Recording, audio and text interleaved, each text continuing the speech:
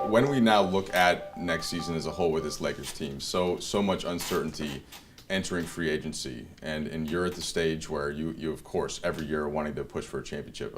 How involved are you in this whole process? I know it starts with Dwight, but how are you thinking about next season, particularly after you close the season 28-12 and then you go down? Who knows what happened if you don't? You've told me before. Yeah, I mean, I think it really just depends on what Dwight decides to do in terms of the course that we'll take, the path that we'll take.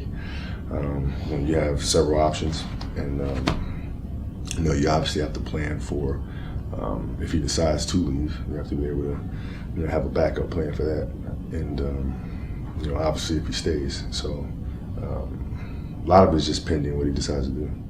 You went through this whole process, and as being a coveted player that any team would want to have, what was it about Dwight's season, or just what you've known, or generally just the way that he plays, that made you very clearly decide that you do want him to stay, at least depending on his decision? Man, I think his talent level. I think his defensive prowess. We saw what he could do at the end of the year when we all started clicking, started playing on the same page. We saw what he was capable of doing.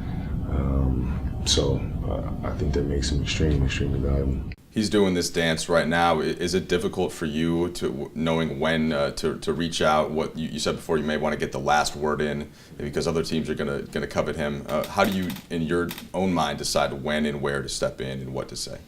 We just wait. We just wait and just let him do what he needs to do. It has to be his decision. The last thing you want to do is convince a person that they want to be here. Because if you have to convince them to be here when challenges or adversity comes up the next season, it's very easy to say, well, they had to convince me to be here anyway. I really didn't want to be here. I'd rather be here, but they sold me on it. Right. So you want it to be his decision, because then when it's something that's rooted inside of him, and it's something that he champions that. So, and I just want to be there to assist in his decision. Not that this is directly related to Dwight's decision, but in letting people make their decisions, have you learned some of that, like as a father, when you think about it, like your maturity and how you like set your kids up for things? Sure, because you can't micromanage your kids. You have to let them grow. You have to give them space to develop and to learn and to fail, and as a parent, you just have to kind of be there to guide them through it. And then just bottom line, Kobe, LA, you've been here for half your life now. You've seen what Laker fans are like. You've seen the sort of special connection that you have having been here. And like look around the NBA, Paul Pierce, there aren't that many guys that Tim Duncan that have just stayed with one team. What does Los Angeles mean to you, and what do you think the future of the franchise is? Well, LA is home for me. It's the longest place I've ever stayed in. As a kid moving around, and being in one place for 17 years is completely foreign to me. This is home though, and the organization going forward, you're going to expect the same old, figuring it out, and figuring it out now.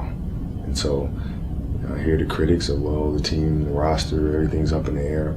Yeah, it may seem that way now, but the dust is settled, and we'll have a team out there on the floor that's going to be a continuing one. And I'm just thinking about the long term of the Lakers, and people can ask this question, make the basketball argument.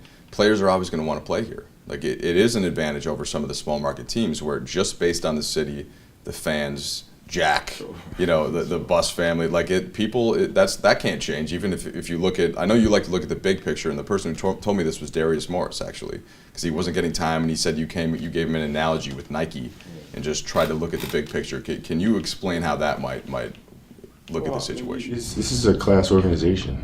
You don't get these organizations, man. You have some in other sports, and some, like the Yankees maybe. But this is a class organization, man. And when you're in this situation in this beautiful city, especially if this is the first team you go to, it's very easy to become spoiled and think like, I think every place is like this. The grass is greener on the other side. And it's not. This is the best it gets.